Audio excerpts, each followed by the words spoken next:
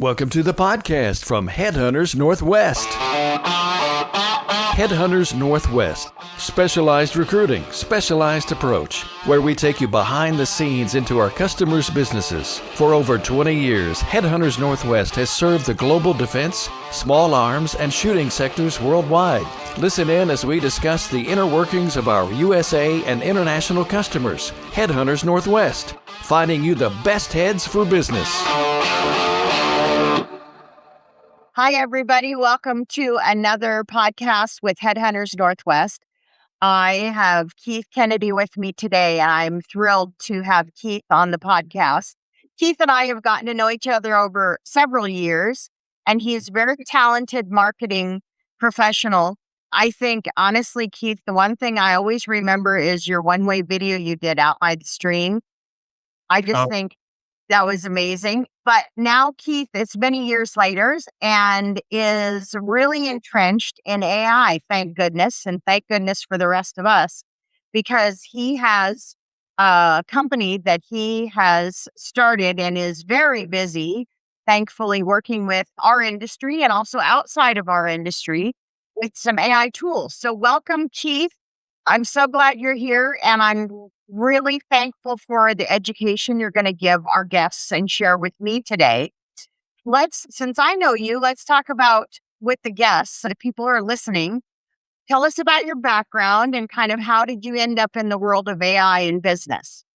Well, first off, Shaylene, thank you so much for having me on. Yes, we've known each other for a while, and we keep bumping into each other, and you've seen me kind of progress in my career from the beginner marketing guy to the video guy to Forrest Gump. It keeps going up and up and up. My hairline keeps going further back, but no. It's been it's been a crazy journey, and especially now, kind of where we're at post COVID. Marketing's changed, the industry has changed, and technology has changed. So a little bit about my background. I've been in the industry since about 2010 in one way or another after I got out of the Marine Corps. Really been on the business side of things and the marketing side of things since 2016.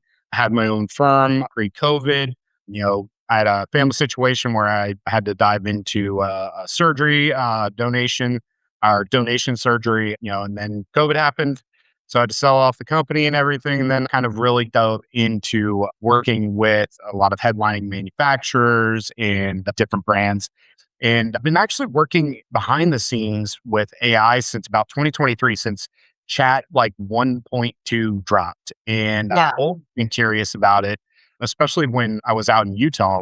Adobe had their headquarters there, and Adobe was dropping this new product, and they hadn't had an in-person demo since the beginning of COVID. So it felt like I was going into Willy Wonka's chocolate factory, and they gave us this demo of this thing they hadn't even dropped yet called Adobe Firefly. And me at the time, I was a content guy. I was trying to figure out, okay, cool, what can we do to help streamline some of our processes? Because the team I was on at the time, it was just me and one other guy. And we found ourselves it was a lot. So it's like, how can we help make things a little bit more efficiently without, building out something and building out, what they call AI slop now, which is, a picture of a guy with a firearm with 12 fingers that doesn't make sense. So, but, it started the conversation of truly what AI was. So that's kind of where I've been progressing ever since, and kind of dove into the defense side of things and really saw how AI is being utilized on the government and defense side. And that is absolutely insane. And the capabilities that they really show and showcase at shows like AUSA and Soft Week, I really kind of thought about, okay, cool. Well, there's all this capability here and technology. Well, why aren't we using that on the consumer side of things? So I kind of took a step back, and now I'm building out StratellusIQ. I've got a team of about 4 guys. We work on helping companies, one, understand AI, but also help them establish an AI infrastructure or an AI plan. And if needed, really help them build out the systems that they need. But also, one of the biggest things that we can do is, people are always, we need more time. We need more time. So on the other side too, we can also, give and generate results powered by AI. So we have a couple different offerings that we do based upon what the customer needs are and how deep they want to get into things. And I would say to anyone listening, Keith is very good about producing products to show you what he's talking about. He did that for me. He produced a product to show me how this could be utilized in my business, which was very valuable.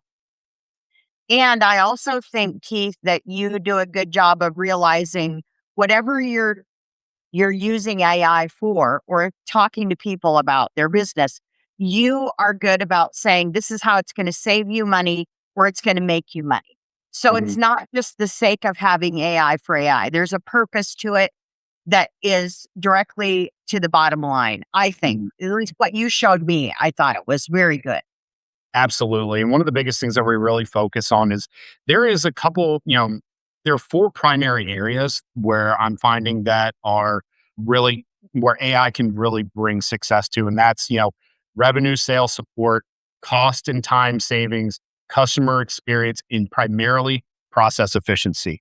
But a lot of times is, we really start with the process. Before we even get into that, though, it is understanding the goal, understanding the desired outcome, because a lot of people, they get into, all these different tools and they see this thing like, when they're doom scrolling LinkedIn and they're like, oh, yeah, I think this thing could work. And let's try it. And then they spend a bunch of money and then they find out this isn't going to work. Nobody uses it. I mean, I can't tell you how many times I've, worked with different companies and are like, yeah, we're going to put in, Monday.com. And then next thing you know, nobody's using Oh, that, it. No. yeah. I have, I have looked at a lot of programs and you are so right.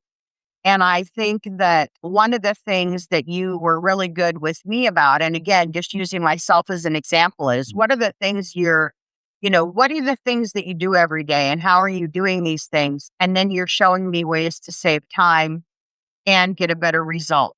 Yeah. I did want to, and I don't know if you want to jump into human in the loop, on the loop, and out of the loop or not, but I think if this is the time you want to do that. But the example you showed me for the customer service of the sales, where Mhm. you had an entry level salesperson, but the tool you developed gave them a Yep. professional reply email, and you could track everything and it could show you exactly who they need to call. I mean, I know you can't replace experience, but right there, that would really get somebody up and running quickly. Exactly. And that's so in that case, let's talk a little bit about human in the loop, on the loop, and human out of the loop. In the loop is where AI helps you, but the person is involved in all aspects of it. On the loop is where AI does more of the work, but the human is more of the supervisor. And then out of the loop is complete autonomy. The biggest thing for most businesses, especially in this industry, is we want to start with the human in the loop at all times. AI is it is progressing fast, very quickly, but at the same time, it still needs that human in the loop in order to kind of have that touch.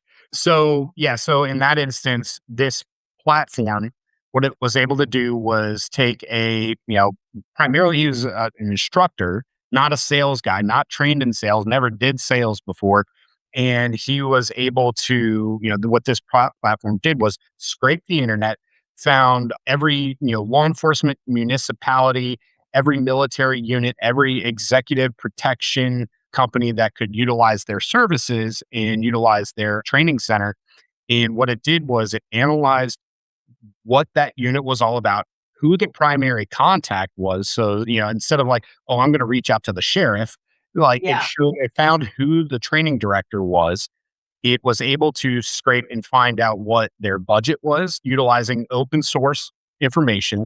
And then what it did is it said, okay, cool. Now that it understands what the needs of this unit, municipality, company needs, then it went into the training company's offerings and then found, okay, cool. This is how we could best work together. And this is how we could best help solve that company's needs. And then what it did is it built out a full CRM process where the, sales guy was able to hit a button and it sent out a cold email to, that lead, which then he was able to do that at scale which is Yeah. awesome because again, And it same. was a very good email. I read it. It was a very good email. It didn't sound or look fake at all. I was totally impressed. Yeah, and the biggest thing too is, you still have to audit it. You still have to look at it. Yeah. You still have to put it in your Yeah. tone. So, and again, before it did anything, it asked them, hey, you know, does this look good? Okay, cool. And then when they got, information back, and it really helped keep things organized, help them keep track of things. And then in the back end, it helped the owner of the company really kind of see at a high level where everything was at, where revenue was coming in, what costs were coming through. And we just try to make, and again, this is, our kind of mantra is start with the outcome, build the process, and then, implement it in for efficiency, and then pivot where needed so we can really hone in and make things as effective as possible. And you're going to be able to go in and help customers identify whether they need something that's a simpler, maybe there is a ready-made product, or maybe they need something that you can customize for them. And they're not going to be overwhelmed, because I think one of the things that I appreciated that we discussed before this, when you and I were talking at another time, Mm. I love the fact that you're not coming in and overwhelming these business owners or the people who are tasked with solving these problems that could utilize you as contractors to come in and help them. You're going to simplify it. And it's the opposite of what it feels when you jump into this as a person who's figuring out, how can AI help my company? How can AI help me achieve my goals? How can I sell more of what I'm selling with AI?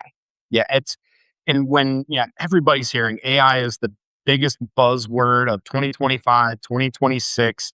Everybody Yeah. thinks Skynet is active, and, it can be overwhelming, especially for, high level executives that are already kind of dealing with so much in their plate. They're dealing with a very volatile industry, and they're like, well, how's AI going to help my business? Well, that is a huge ask. So Yeah. what I really do is, I kind of walk them through the process of, okay, what's your goals? Where are you at right now? What are your, needs? And then look at, with my knowledge and my team's knowledge, okay, cool. What can we implement for you to make your life easier, make your team more efficient, and really kind of make it simpler and make it more achievable to do the things that make you passionate about what you do in the first place. Yeah. Kind of take a lot of the repetitive work. And that's what AI is really, really good at, is taking repetitive tasks that make you want to bang your head on a wall, and you can automate that. Customer service, we built a full, customer service RMA platform for a client as well that helped automate the RMA warranty process, where it helped the customer automate all the way through from submitting a claim to then receiving their product back, and then surveys and all that stuff. We were able to fully automate it, and it works 24/7. So, that helps your customer service team work at scale 24/7, and nothing falls through the cracks. So then in turn, that helps your business look a lot better, and it helps promote a better customer experience and brand, reputation. Yeah. No, that's a huge value and so important. I do think we are kind of in this society now. Well, we have been for a long time. Thank you very much, Amazon. We think that we order something and we get it immediately, right? Yeah. And the firearms industry doesn't really work that way. We might be able to get holsters and things like fast, but I think the general public, when you're talking about customer service for the firearms industry, this is definitely an area that we could strive to be more like some of the other places. Chewy, right? You and I are both Yep. big pet fans, Yep. right? Yep. And I don't think there's any other customer service like Chewy. It's remarkable, mind-boggling what they will do for their customers. It is. Right. is. And why can't you use AI to help take that pressure off, even Mhm. for the firearms industry or any outdoor industry for that matter? Absolutely. I mean, and again, a lot of these teams, people think that a lot of these companies are huge, major, manufacturers with huge factories and everything. And I'm finding out a lot of these customers, they have big impacts, but they're working with lean teams And AI is going to be there to help kind of take the pressure off and help those guys and help those small teams generate huge results, and then again bring that culture and allow us to do what we actually love to do instead of doing the repetitive thing. One of the things that I found out in this industry is the deeper you get, the less you get to shoot. Yeah. And so if we can just do a few things and implement, and again, implementing AI is not a full overhaul. Start with one small thing. Yes. And then grow into it. And hey, you may be able to go out and shoot more with your friends and with your gals and things like that, and actually enjoy what you're doing versus just being stuck in an office and then achieving burnout instead of, achieving, Yeah. more range time. Let's talk a little bit about your thoughts on, and this is something you and I have discussed separately, but I'd be interested for our audience to hear your thoughts on, is AI going to replace marketing and replace people in customer service? And, if you're the business owner or the employee, how do you come into these companies and assure them and show them that you're adding value, not taking away their jobs? Mhm. How are people going to work with this and still keep working? So, and I was, when I first started really getting into AI, I can totally understand the fear. Yeah. Everybody's like, I'm going to be replaced, and this is going to be the end. And well, first off, AI is still, especially with generative AI and some of these images, yes, you can have these videos that look very, very real, but if people aren't dumb and Yeah. they're going to be able to tell there's still this audio echo when it's an AI generated deal. Every once in a while, you still see something weird, like somebody took a psychedelic and you're in this weird dream state. People are going to tell that AI is generating this content. So Yeah. I fully feel that AI is only going to help people become better versions of themselves. It is going to take away a lot of the repetitive tasks and is going to help people achieve less burnout. One of the biggest things that AI is going to help you with is time management, and it's going to help people really stay organized with your thoughts. There's actually one story that what I've really kind of dove into, or that I heard when I really got into this, was the sewing machine. Back when the sewing machine was invented, every knitter or every textile company was like, oh my God, we're going to lose all of these, all of this eons of, experience, quote, whatever. And people were going, no, those people just got retrained on how to use the sewing machine, and their lives became easier and their output became 100x of what it was. Yeah. So I fully feel that AI is not going to replace people. It's just going to make people better, and it's going to make their lives easier. As long as we embrace it and learn, because AI is wrong sometimes, Yep. many times, and you still have to do your work. I mean, Absolutely, for sure. there's plenty of work for me to do, even utilizing AI. It does, I think, I love what you said about it's organizing my thoughts. And Mhm.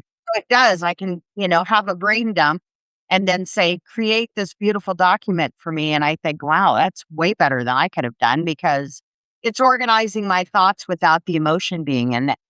But the biggest thing is you have to have those thoughts, and you really got to understand what you're wanting to get out of it. And then, kind of have to have a process.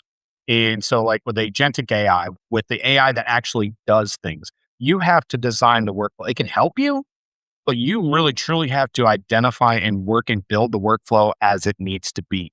Because if you have a chaotic workflow, AI is only going to give you a faster headache. Yeah. So you have to build it because you know your product best. And there's one thing that I've known in this industry, and for what it's worth, people that are outside of the industry that try to come in, they don't understand the nuances of it. And this is a very niche passion industry, Yes, and it is. operating differently from everybody else, and how we look at things is different. So, that's just like AI. AI is not going to know. It's going to have a general idea on how to operate, but it Yeah. needs that human to really understand how it needs to operate. And we just tell it that. And then what we work with is we work on the iterations of it to make our lives easier. So you're really truly building your own tool to make your life easy. Yes. No, I see how that works. And it is understanding, but if you jump in and you just start using it, pick a project, it will become easier and easier. And then it, of course, blow your mind with what it's capable of. It's shocking. For sure. And it's only getting crazier. Yeah. Yeah. Do you want to talk about, should we jump to the specific tools or do you have, I mean, I'd like to make sure people get an idea. We've kind of talked about these tools already, Mhm. but is there a particular tool or practice that you want to talk about that would be helpful in the space that you think would be of interest to a lot of the business owners or companies out there? So for us, what we really truly do is, we want to, again, going back to you need to understand what outcome you need or outcome you want before you dive into tools, or you need to understand where you want to be, then build your strategy on that and then find out what you need to implement that. So whether it is a, tool that's already out there. So if it's something simple, like customer experience tool or something like that, that's already automated, there's tools out there. You can just build your tool stack and be done with it. And it's very little kind of integration of, training, things like that. You know, One and done, it's there. And then there's building out custom systems. So that's another thing that we do is we dive in, especially if it's sensitive like compliance. So we built an ATF bound book compliance software that alerts to errors and then helps find solutions for a company. And then it's, another thing is we do AI powered results. So if companies don't have time or they're too small or they're just at that point where their, workload is just too much, we can build our own systems that help generate the outcomes and results that they want. So we can kind of do a little bit of everything. It's just really dependent on what they want and where their needs are.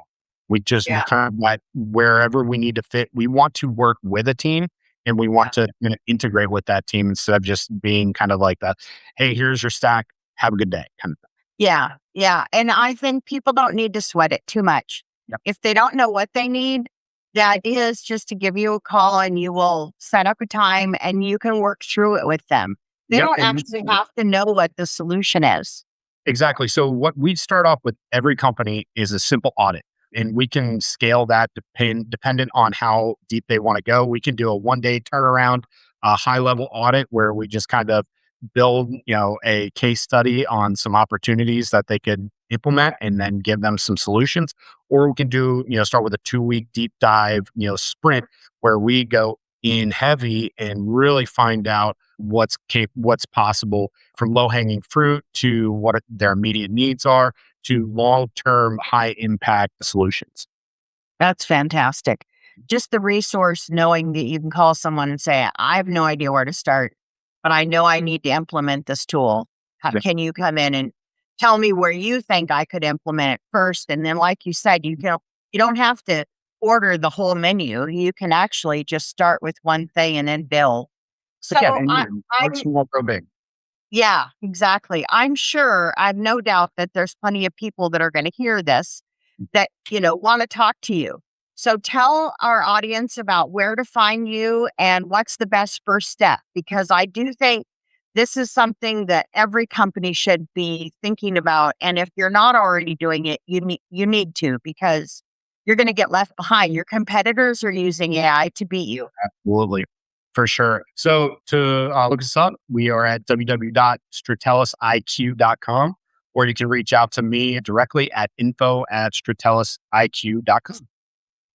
Excellent. Thank you, Keith. I really appreciate it. And we'll put those links on the podcast page on our website underneath your information, and then also anywhere else that you find the podcast.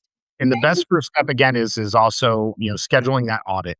Yeah. We have different packages again that strain from just getting kind of stepping in, kind of getting an understanding to deep dives. However you guys want to do it, we can do that. We're just here to kind of, help out where we can and, do what we can to help the industry. Well, because you know the industry and you're from the industry, you understand the unique challenges and nuances and seasonalities that we have. For sure. And there are times that are better to take on new projects than others. And this would be a great time of the year to think about getting your feet wet with AI if you haven't done this already. Thank you very much, Keith. I appreciate you being on the podcast. And that'll be a wrap for this HeadHunters Northwest podcast. Until next time. Thanks, guys. Thanks for listening to this episode of the HeadHunters Northwest podcast. Specialized recruiting, specialized approach. You can reach out at headhuntersnw.com or call 605-600-1709. Join us again next week as we look behind the curtain into the global defense, small arms, and shooting sectors. HeadHunters Northwest, finding you the best heads for business.